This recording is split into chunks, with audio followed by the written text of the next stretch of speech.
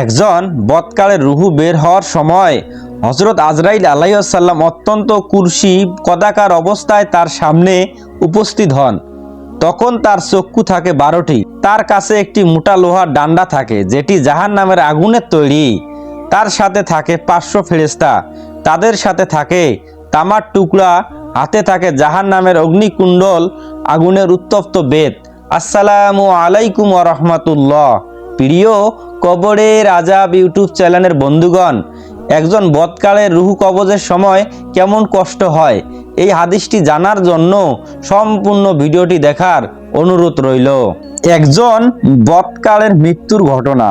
যখন আল্লাহ তাআলার কোনো নাফরমান অবাধ্য বান্দার মৃত্যুর সময় আসে, তখন আল্লাহ তাআলা মালাকুল মউত হযরত আজরাইল আলাইহিস সালামকে বলেন, আমার দুশমনের নিকট যাও, তার জান বের করে আনো। আমি তাকে সব ধরনের সুযোগ দান করেছি, চতুর্দিক থেকে নেয়ামতের বৃষ্টি তার জন্য বর্ষণ করেছি, কিন্তু সে আমার অবাধ্যতা থেকে ফিরেও আসেনি। অতঃপর আজকে তাকে ধরে নিয়ে আসো, আমি তাকে শাস্তি দেব, নাফরমানির অবসাদ গ্রহণ করব। এত দেশ বর্ণে মৃত্যুদূত হযরত আজরাইল আলাইহিস সালাম অত্যন্ত কুরসি কদাকার অবস্থায় তার সামনে উপস্থিত হন।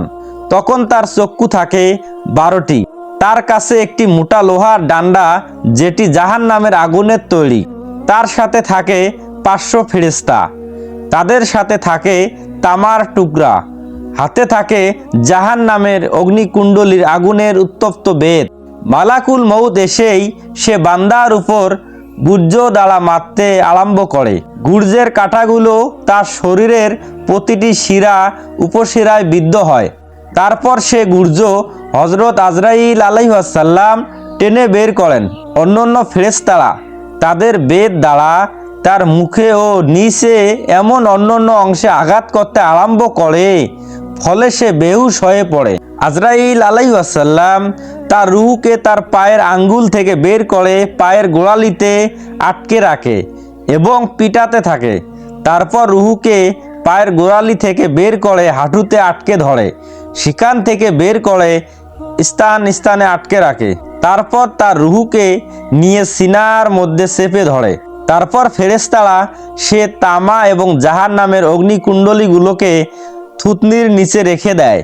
তারপর মালাকুল মউত তাকে সম্বোধন করে বলে, হে অভিশপ্ত আত্মা, বেরিয়ে আসো এবং জাহান্নামের দিকে চলো, যার সম্পর্কে মহান রব্বুল আলামিন ইরশাদ করেছেন, সেদিন নাফরমানরা আগুনে এবং উত্তপ্ত পানিতে এবং এরূপ কালো ধোঁয়ার ছায়ায় থাকবে, যেটি ঠান্ডাও হবে না আরামদায়ক, বরং মারাত্মক কষ্টদায়ক হবে। যখন তার রুহু শরীর থেকে বেরিয়ে যাবে, তখন আত্মা দেহকে বলে, আল্লাহ তাআলা তোমাকে নিকৃষ্ট বদলা দিন, কারণ আল্লাহর নাফরমানির কাজে দ্রুত অগ্রসর হতে আর বাধ্যতার কাজে অলসতা করতে তুমি নিজেও ধ্বংস হলে, আমাকেও ধ্বংস করলে। এরূপভাবে দেহ রুহুকে বলে থাকে।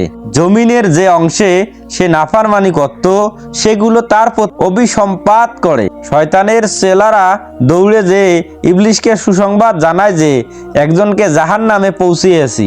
জীবনের মূলে রয়েছে আত্মা, আত্মার সাথে রয়েছে দেহের সম্পর্ক।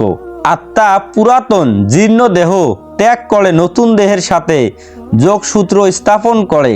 দেহে যতক্ষণ আছে ততক্ষণ দুনিয়াতে মানুষটি রয়েছে জান, গৌরব, মান সম্মান, সমাজ তথা সে একজন স্বয়ং সম্পূর্ণ মানুষ। দেহ থেকে বিদায় হলে মৃত্যু।